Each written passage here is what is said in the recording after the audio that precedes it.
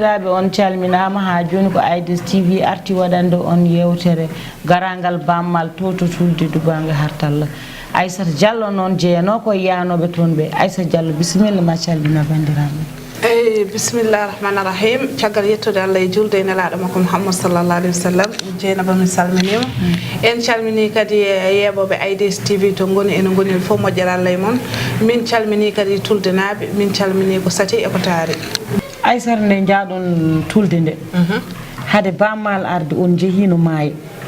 jaɓɓoyaade ɗum joni noon jaaɗon toon nde won jokkodirɗe mbaɗɗon toon to maayo toon won jokkodirɗe min mbaɗi toon no min jeehi tufde buuba ɗo hade baba maal arde tigi tigi min mbaɗi toon aɗa andi Dieynaba aɗa andi jeeyowo wutte mum sooɗa fenani so dañi ko feni ñallata saka waara ɗum kam min kadi mankata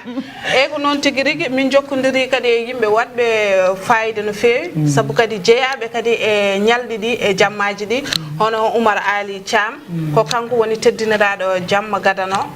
kankone kadi mani nan ko haali caggal ɗum kadi en jokkodiri e Malik Jam Ba ko denɗam kankone ko kanko woni hoorejo goomu tambiɓe golle garangal Baba Mal Tulde ko kanko woni hoorejo caggal ɗum Ndiaye Seydou Amadou ko ceerno meɗen kadi ko invité kadi ko neɗɗo tedduɗo en jokkodiri e makko caggal ɗum kadi en jokkodiri toon e gollidiɗo meɗen hono nanɗo meɗen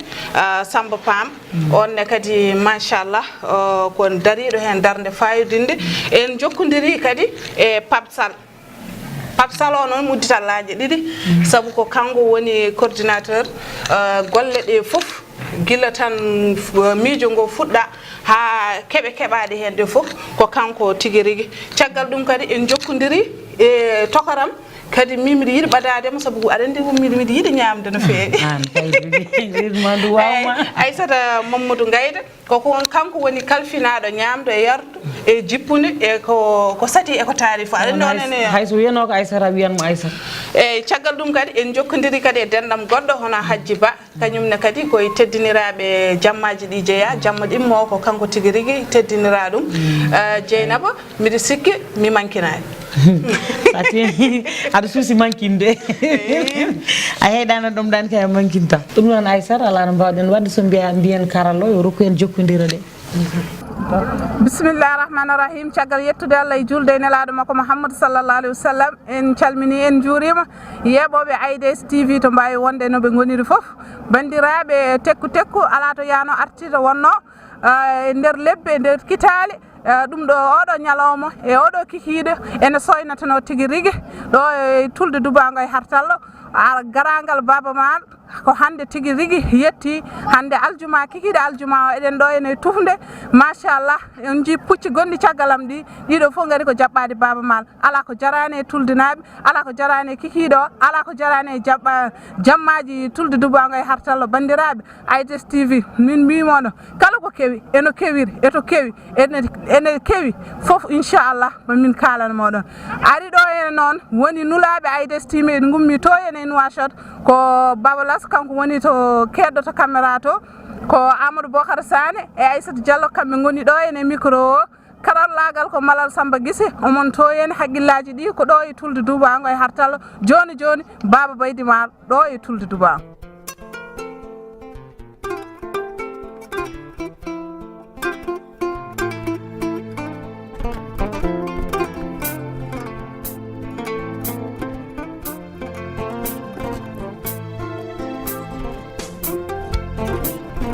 en Allah hokki meɗen noon fartange mawɗo machallah en kawri ɗo ene jinnaɗo meɗen kadi mo wona sara e wuuro ngo mo wona sara e jammaji ɗi teddiniraɗo jammaji ɗi joni o haala inde makko e yettode makko o haalana meɗen holto faya e holko wona e dow muɗum ko waɗi fof Allah jarama on jarama ene wayno no mbirumi ni mi salmini ɓesgu ngu e kuuɓal mi salmini diwan o fof mi salmini ɓiɓɓe Tulde Dubbaango e Hartallo jeyɓe oɗo sababu ene wayno mi dañi beelama mawɗo e wuuram ngo jeeyami ngo jiidami teddinirede oɗo jamma soko noon kay yam fawa soko en wayno banggue o ko yimɓeɓe fof fawa so moƴƴi moƴƴan ko enen fof so wonno way wayno ko enen fof ɗum noon mbiɗa sikki ɓesgu tulinaɓe fof kuuɓal ala caɗele ma daro ha pewna jamma o no wayno Baba Mal yeehi nokkuji kewɗi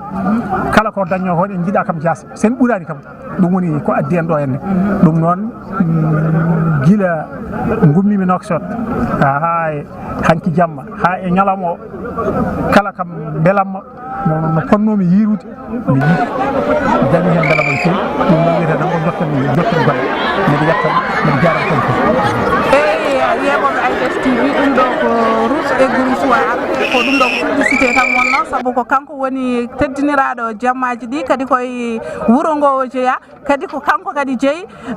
jiɗɗo mayɓe garta fof ko ba yoɓuri ɗum noon en ƴeewoyi woɗɓe bandiraɓe musidɓe tedduɓe alaɗo yano artiɗo wonno sikki alaɗo joni gonɗen ɗo koye tufde buubu gam jaɓɓade Elhadj Baba Baydy Mal nde tawno ko fodano ko ɓooyi kono sikki alaɗo heddiɗo joni ko hojomaji ɗiɗi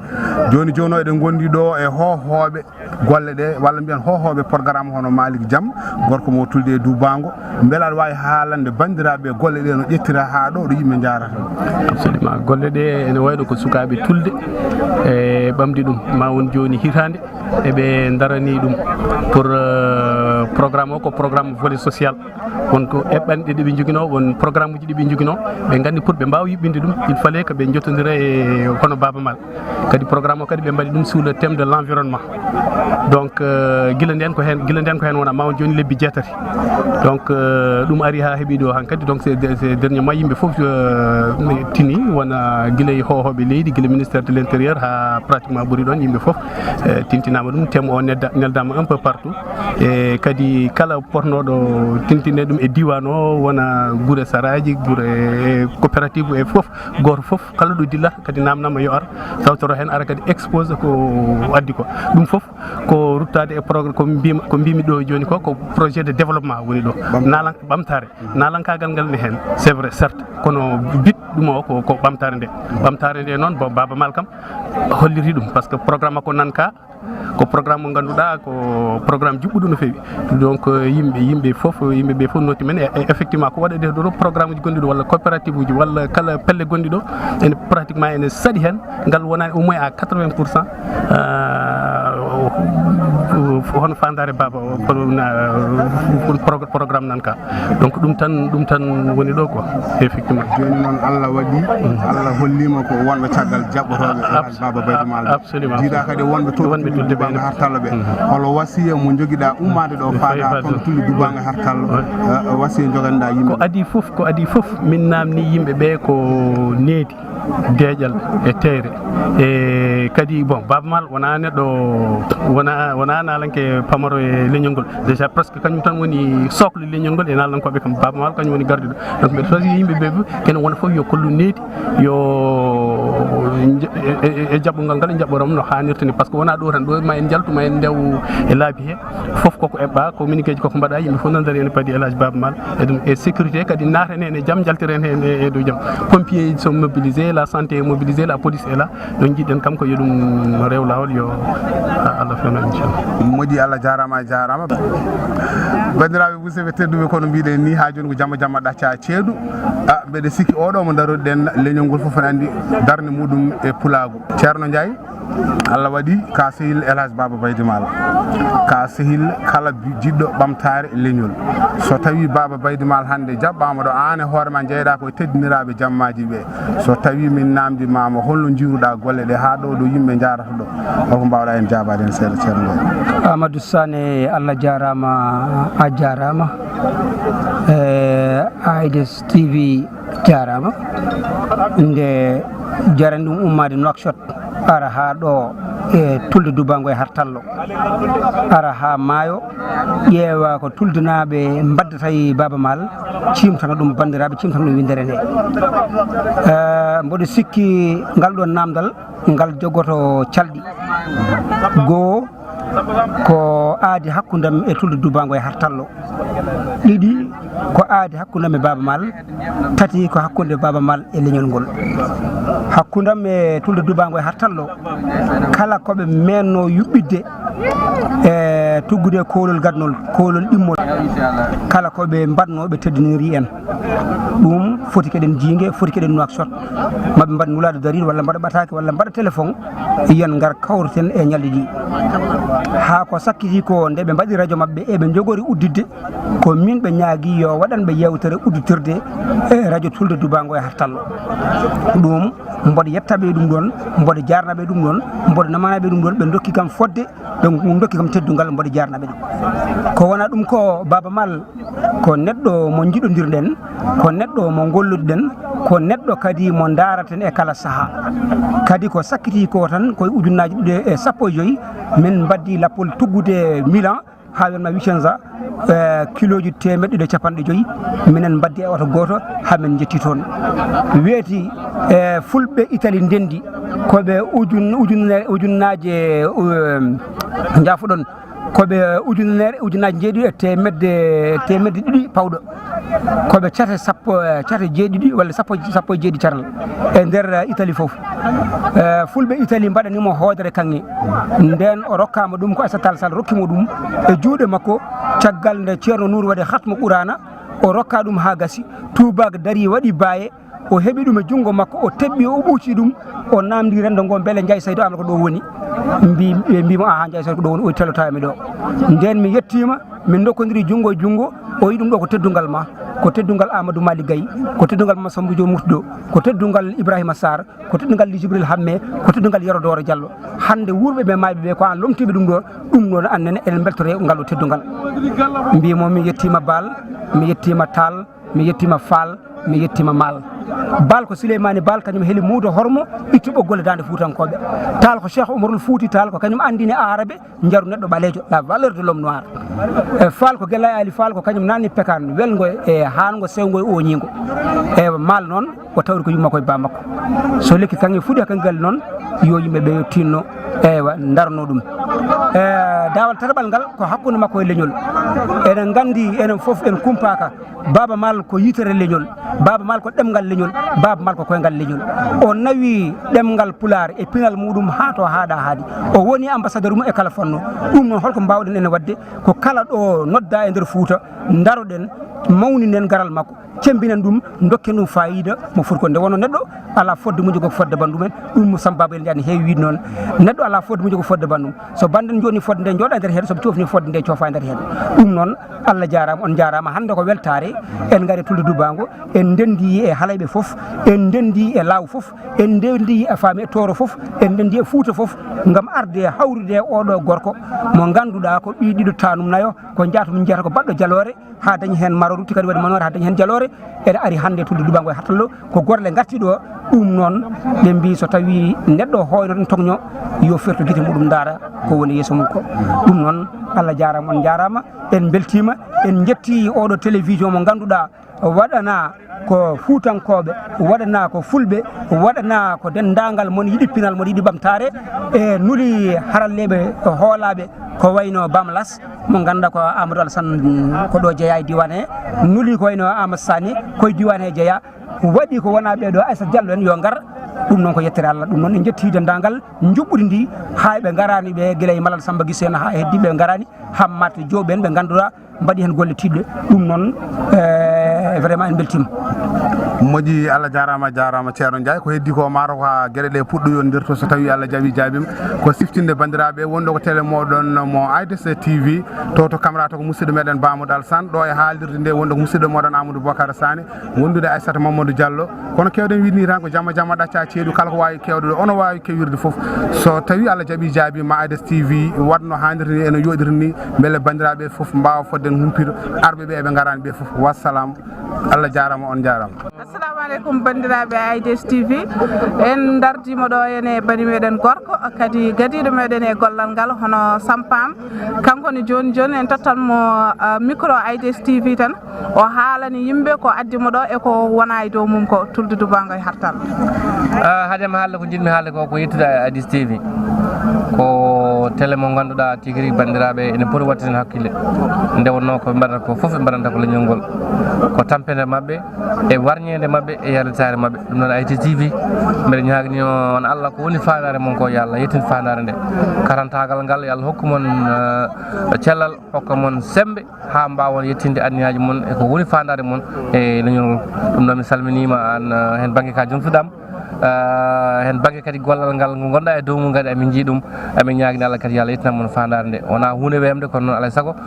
yarditare woni hen e kadi mo ganduɗa ko caméraman hen banggue ko esam hono Amadou Ba Bamalas e dendagal équipe IDTV arɓe ɓe garanɓe foof mi salmini on mi juurima on kadi mi ñaagani mon Allah moƴƴere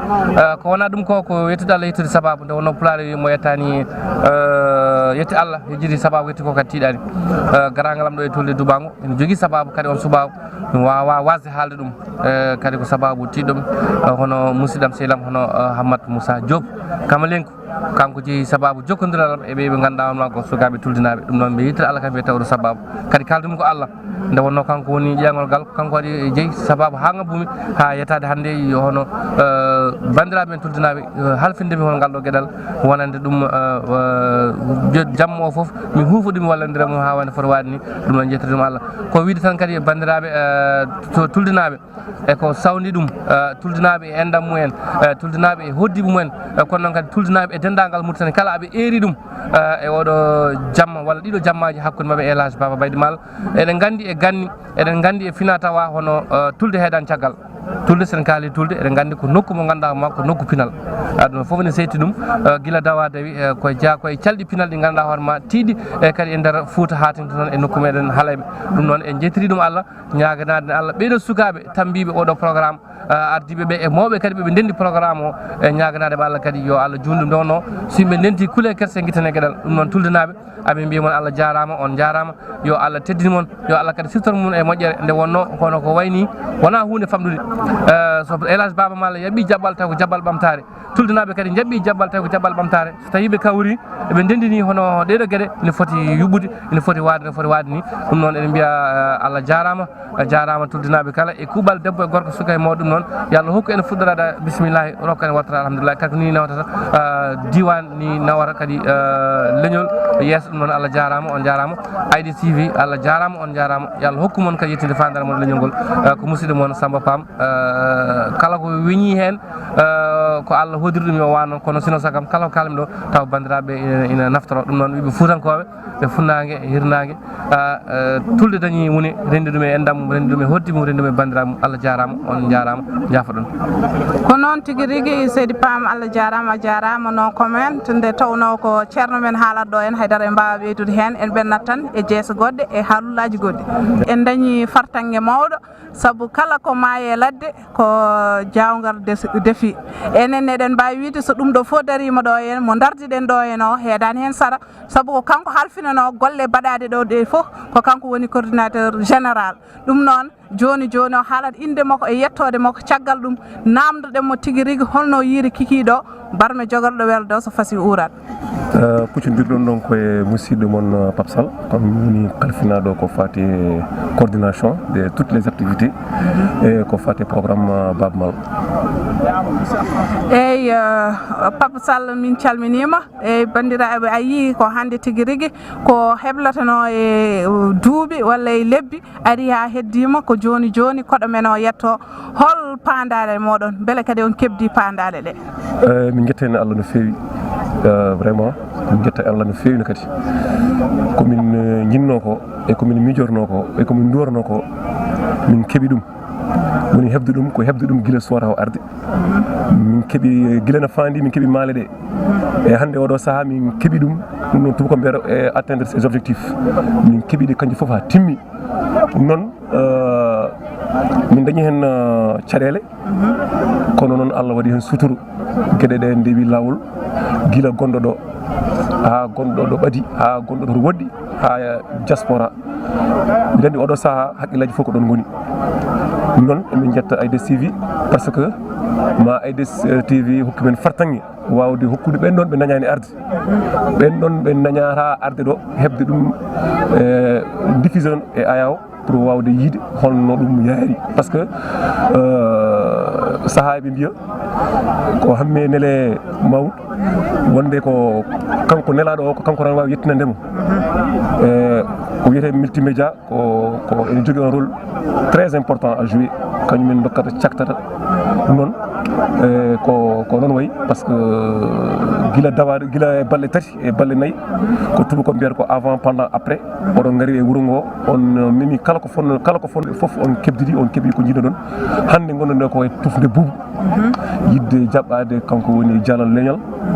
Elage Baba Mal noon caggalam ɗo oɗon jiiya ko woni toon yimɓeɓe gari norima hen kadi koɓe tuba ko mbiyata riche en couleur yimɓeɓe fof ñantima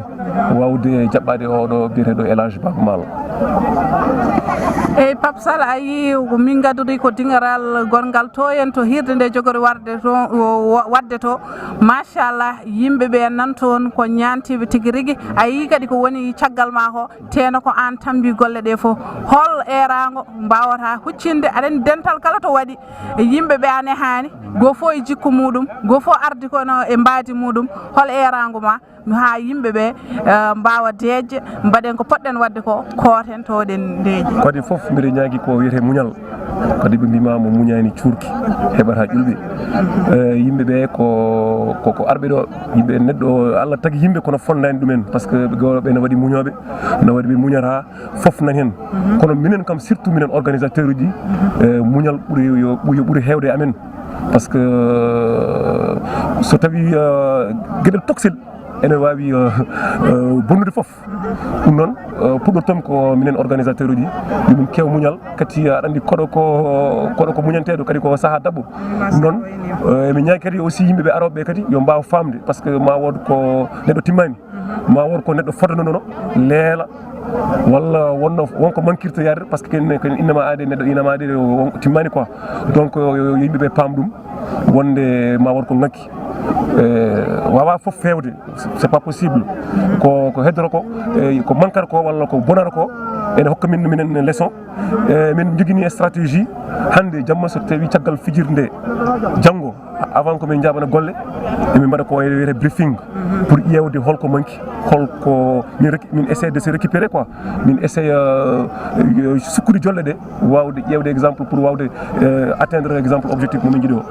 heɓitade walla jamma ɗiɓo ko noon tigui rigui eɗen gandi golle fof so peewi rewɓe keedani hen caggal hol darde e rewɓe e ɗiɗo ñalɗi e ɗiɗo jammaji kadi hol fandade mon onon koɗon gadda ɗo Baba Baydy Mal voilà kadi foof se mbi Baba Mal ko nalanke mais nalanke won saaha mais hande saaha mo yarata o dépassi exemple wonde nalanke Baba Mal o ko un agent de développement eɗen gandi ko ambassadeur uji e pelle kewɗe eɗen gandi kadi oɗo mo jogui fedde wiyetede nanka ko wiyete ndema gaynaka e awo e karallagal eɗen gandi kadi hande aduna ɗo yarata ɗo eɗen mbiyete ko wiyete le genre firti ko debbo no wawi wonde ɗon kadi e ngoɗo wuuro ngo gonɗon Tulde Dubbaango ene waɗi coopérative rewɓe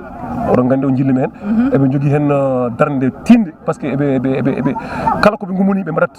kadi ko gonga e mabɓe ene teskani rewɓe e nder aduna he rewɓe ɓuuri hoolede rewɓe ɓuuri yallirade e worɓe ɓe ɗum noon ko erango sukaɓe rewɓe ene teska kadi e nder jangde less ko ɓuuri wawde ardade ko rewɓe ha joni de eɗen gondi ɗo hen kadi debbo mo wona sara e ñalɗi ɗi e jammaji ɗi o en tottanmo joni micro AIDS TV o innito caggal ɗum o haalan men hol darde makko e ɗiɗo jammaji. Assalamu aleykum bandiraɓe ko ardi fo mi salmini on onon kala goto fo inde mum e yettode muɗum darnimi ɗo ko jeeyede comité de pilotage o min komi présidente d'ailleurs komi jeyam koye commission finance o hen jeeyami kadi en plus kadi ɗo gonmi ɗo darima koye darde accueil et hébergement donc hoɓɓe aroɓe fof site uji ɗi fof koye junggam woni ko min woni responsable min woni présidente accueil et hébergement donc kadi hunde alhamdulillah rabbil alamin mbiyeten tan ko alhamdulillah bat heeɓi ɗo hen par ce que gummonima ɗum hande ma won lebbi so wonani hirade kam woni lebbi jeetati walla jeenayyi donc guilɗen ha joni ko darde tan wona joni mbaɗe alhamdulillah en keeɓi ɗo hen kam ko yekkere Allah ñagonen Allah tan ko fudde ɗum bisimillahi kadi gottade ɗum alhamdulillah sinon kam ko welta tan ɗum wonde ɗo eɗen tombi nalanke meɗen Baba Mal nane lawol ara ɗum darni men ɗo e tufde nde donc mi salmini moni fof inde mum yettode muɗum ko noon tigi rigui Aissata mato mi tottade micro o tan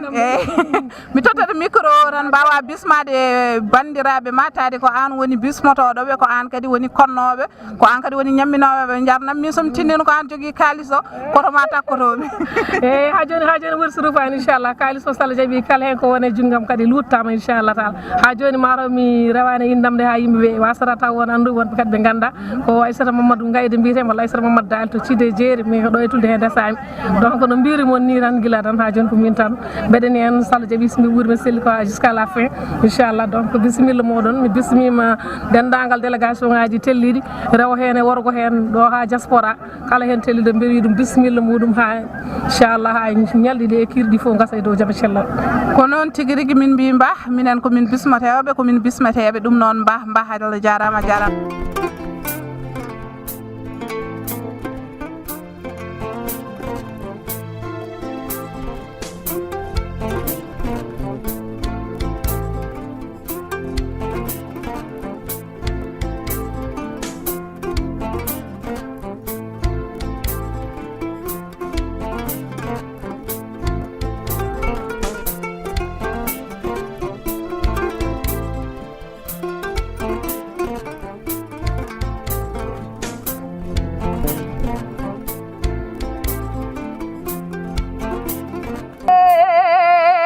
galma haji bapula jorai gorko mo sarandogu jiberi sarandogu bababe sarandogu bakara baidi yuma dweni baba dweni sarambe waliyabe bapula je konon tigi rigi aslan pulo satige konon tigi rigi pende wuri baba mal ari ko noon tigi rigi bandiraɓe ko noon tigi rigi eɗen gondi ɗo ene teddiniraɗo jammaji ɗi hono Hadji Ba joni o werɗo hen konngol makko ari jaɓɓade tigi rigi koɗo makko o baba Baydi Ba Hadji Ba konngol e yeeso ma eyyi Allah jarama on jarama kadi mi weltima no fewi enen foof eɗen koccire baba mal inchallah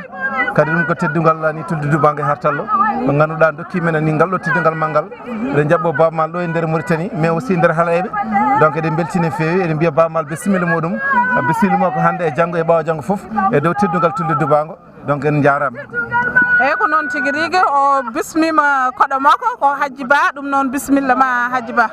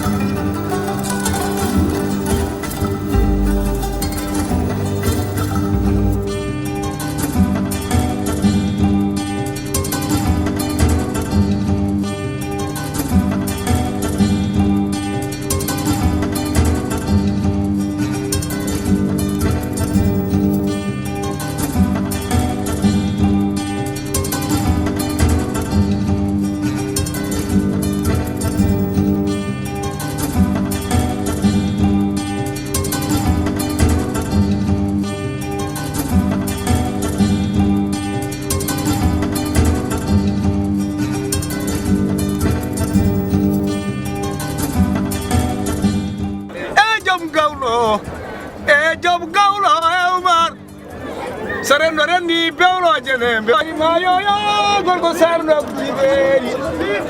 sarno baba be sarno bokara sara sarwa sayo yo sarwunda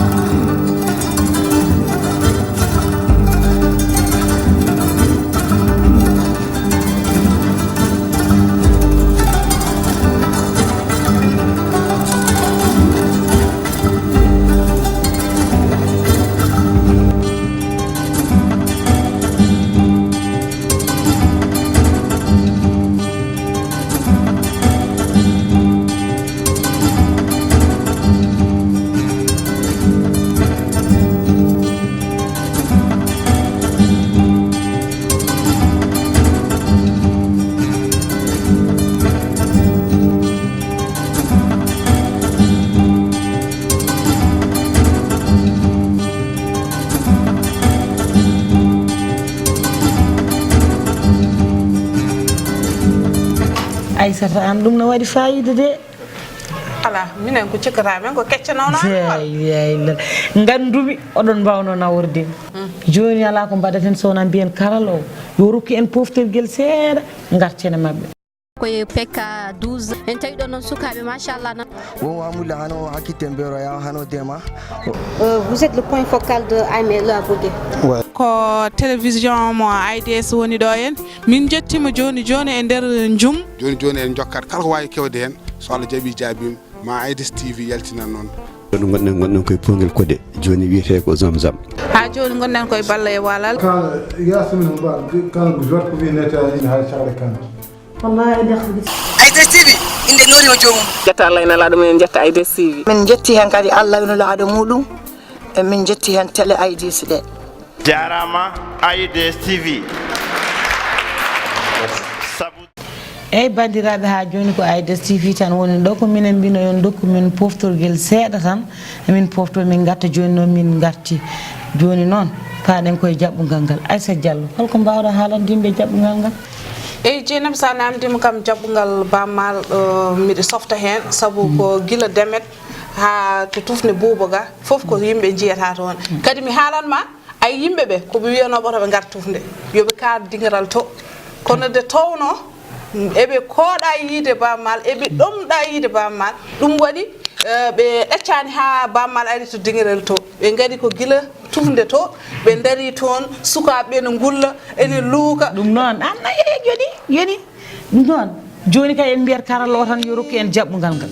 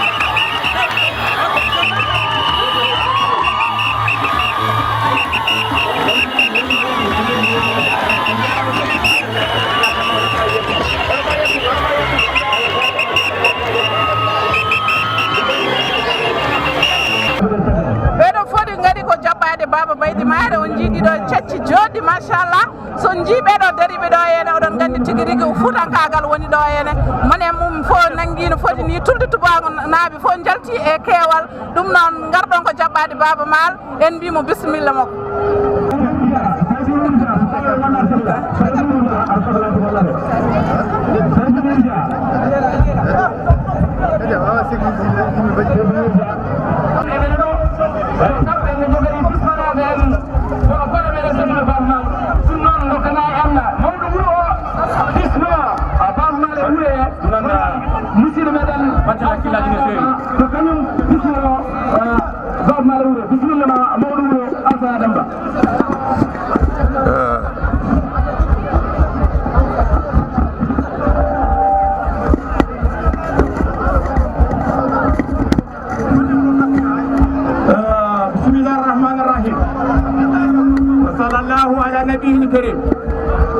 bandiraɓe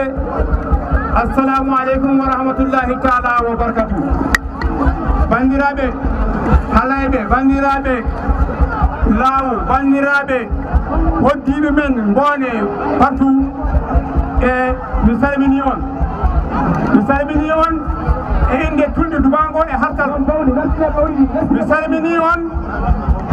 e inde Tulde Dubbaango e Hartallo e mawɓe mum e sukaɓe mum hande oɗon ñalawma tulnaɓe ene belti ene wawi to kamɓe noddi Baba Maal kono noon ko halayɓe fof rewo e worgo noddi Baba Maal eɓe mbiya Baba Maal e goomu mum dañe leñol min bismimama ɗo e Tulde Dubbaango e Hartallo malheureusement hiiri so wonano ɗum ma andu Tulde no waye Baba Maal min nde min ganda sa dañi jahidi kono minen kam emin gandi min dañi koɗo min ganda sa dañi jahidi kono minen kam min dañi koɗo nde wonno tulnaɓe enen jinno en ɗomno yidema bisimilla ma e wuuro he bisimilla ma e nokku halayɓe bisimilla ma e nokku Mbon bisimilla ma e nokku Laawu e Susga bandiraɓe fof beltima wassalamu aleykum debbo e gorko enen bismima ɗo ko jiiɗa fof ɗum waɗete kala ko ganja waɗetake wassalamu aleykum wa rahmatullahi taala wa barakatuh noon tigui haalanno ɗo ko mawɗo wuuro Tulde Dubbaango jeeri Hartallo woni waalo hono Alassane assalamu aleykum on bandiraɓe ko ardi fof ɗum beltima e ngal ɗo jabbugal hayso hirde nde haaɗi ɗo hankkadi c'est bon mbeɗa wiya Baba Maal bisimilla e nder Tulde bisimilla e nder halayɓe bisimilla e nder diwan o fof amin jinno yiidemo ko guila hanki taw hande arani minen hande kala ko wawno ko jiɗɗon hande ko ɗum woni ko watte kon jiɗa wattani bisimilla on ha gesu ko subaka ha nangue wuuro e yimɓe rewɓe Tulde mo kelle moon représentant fof hono kaccel ma oɗo ɗariɗo Seydou Nour Alaji mo Cheikh Oumar Foutiyou Tall ɗum noon an bismoro yinde sukaɓe halayɓe fof bisimilla ma koho pinal koho ɓamtare gendiyanke gardiɗo diɗɗal dande leñol sukaɓe Tulde Dubbaango e Hartallo sukaɓe halayɓe rewo e wargo enen bismoma kaddi bismor mi raɓɓikino yantude e mawɓe wiide waktu o yajani ɗum noon amin mbima bisimilla ma hande janggo e ɓaawo janggo assalamu aleykum wa rahmatullah